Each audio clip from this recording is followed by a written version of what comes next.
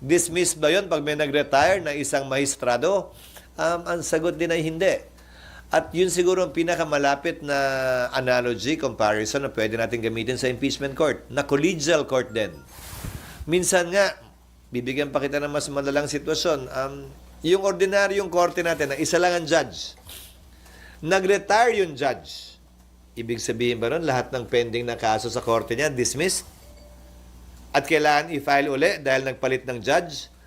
Court of record ang ating mga korte tulad ng impeachment court.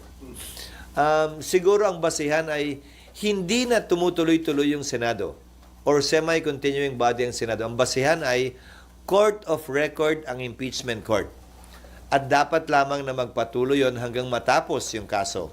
At hindi dito dapat kinikilala yung pagpapalit nung nakaupong mahistrado tulad nga ng sa ordinaryong kaso.